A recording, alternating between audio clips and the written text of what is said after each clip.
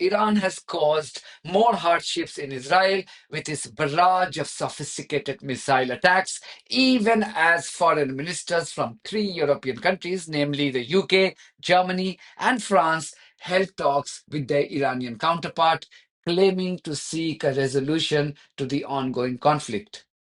The US finally spoke the truth, holding Netanyahu responsible for the chaos, terror, and suffering in the region, albeit by mistake. Sky News reporter too had her own Freudian slip moment when she blamed Israel for killing civilians in Iran before quickly correcting herself. So as you can see, too many developments, all very interesting, and we will look at all these events in detail now. UK Foreign Secretary David Lammy borrowed the much repeated line from Donald Trump as he told reporters that Iran cannot have nuclear weapons. He was speaking after meeting his Iranian counterpart. Did you make any progress? Then someone asked him why Iran must agree to not enrich any uranium, even for peaceful purposes. Just because the severely compromised Western countries and Israel do not want this. Israel can have over 100 nuclear bombs. It can attack any country in the region, bomb hospitals, schools, destroy homes, slaughter children and babies, and starve millions to death. There would not be any consequences. But Iran, which has not committed any such crimes to date, must be punished and be deprived of using the nuclear program to even generate energy. Just so you know, it was only 10 years ago, in 2015 to be precise, when Iran agreed to not enrich any uranium beyond 3.67% purity.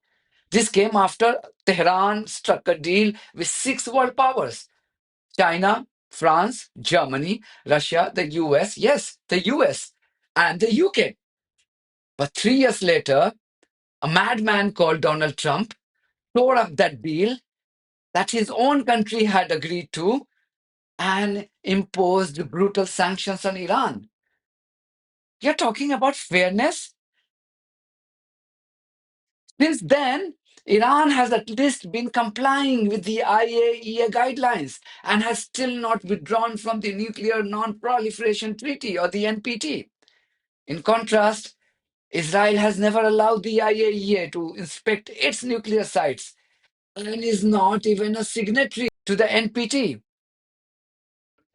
So while Lammy was trying to sound important by repeating Trump's lines, he didn't utter a single sentence to condemn Israel for waging an illegal war on a sovereign country.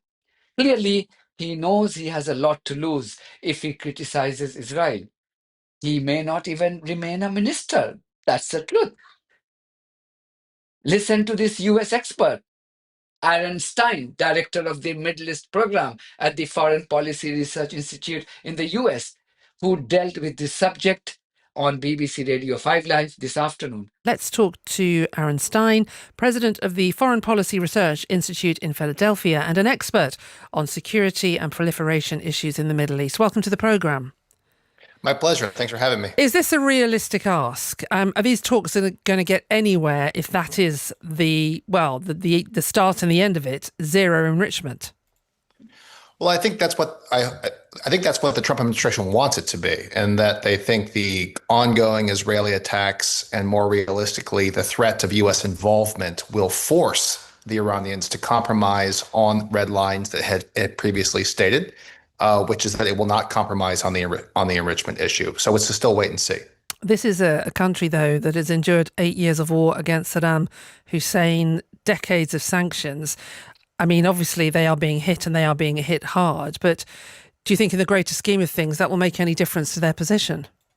You know, this is the great unknown. We certainly hope so, particularly me in the United States, because I don't want our country to get involved in this conflict. But, you know, it still is a wait and see. They have a lot of cards left to play, one of which is that they could threaten to leave the non-proliferation treaty and simply say, well, we no longer abide by this because you don't respect our rights, you being the Western community writ large plus the Israelis. Some believe that it's foolish for Iran to not already have withdrawn from the NPT despite facing biting sanctions for over 10 years now.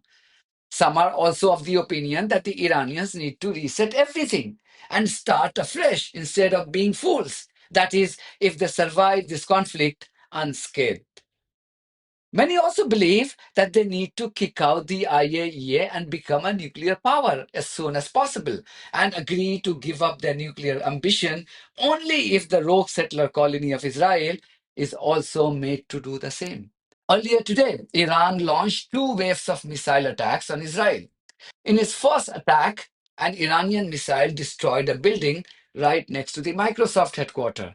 I made a video on that. You can watch it here. A few hours later, Iran pounded several Israeli cities, including Tel Aviv and Haifa. The target was government buildings, including the office of the Israeli Interior Ministry.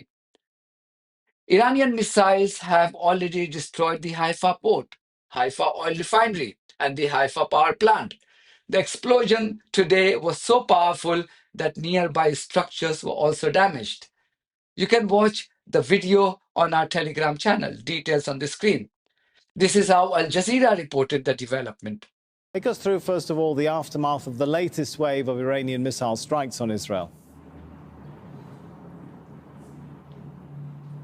Sami, it was just over 2 hours ago now that the latest wave of Iranian missiles entered Israeli airspace. Estimates now at about 20 to 25 missiles were fired, and there were reports of at least 4 impact sites.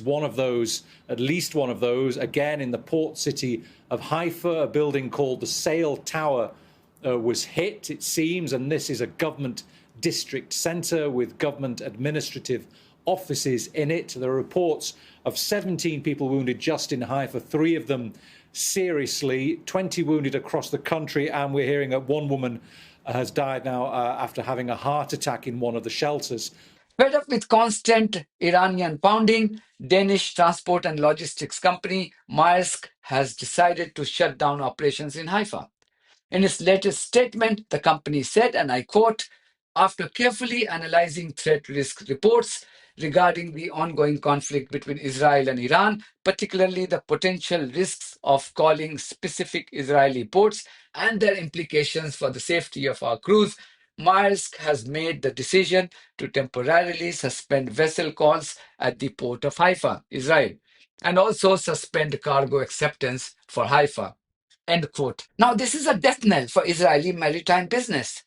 That's because Ashdod port has its limitations due to its proximity to Gaza. And the Eilat port had already gone bankrupt a long time ago due to the Red Sea blockade by the Houthis. And now this development concerning Haifa port. You can watch my video on the Eilat port and how it had gone bankrupt here. Israelis are not used to such hardships. For long, they have only mastered the art of inflicting pain on helpless and unarmed civilians with the help of the West. This is the first time they are facing a barrage of missile attacks and widespread destruction.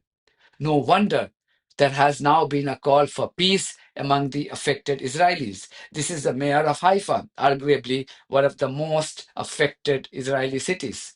You've been mayor for 20 years. How do you feel personally when you see it being your work for the city, this happening? Look, I don't like wars. I've been personally in 10 wars. This is not the name of the game. The name of the game is peace. And we have a lot to help others. And we should do it. You know, the most important universities are situated in Haifa. It is a mixed city, and it gets on for the most part. It's the only mixed city in the world which is exercising for more than 100 years full peace between Jews and Arabs. So let me ask you this question then. There's diplomacy going on in Geneva right now with the Iranian foreign minister, some European foreign ministers. President Trump right now has said he's going to wait 2 weeks before he makes a decision what to happen next. What are you hoping for from these different diplomatic pieces? Peace, that the peace treaty will come out of it. And President Trump waiting 2 weeks to make a decision, what do you think about that? It's too much. Many believe that the longer the Israeli suffering continues, the easier it will become for Netanyahu to convince the US to come to his rescue. But is the US prepared to bear the consequences of yet another series of military adventurism in the Middle East? The easiest way to end this conflict and establish peace in the region is to rein in the mad dog called Netanyahu. But that's not possible since the Western countries are ruled by politicians who have long survived on ill gotten money from the corrupt Israeli lobby groups. That's the travesty of Western style democracy for you. I will leave you with two clips that just show how the truth has its own way of coming out in the open.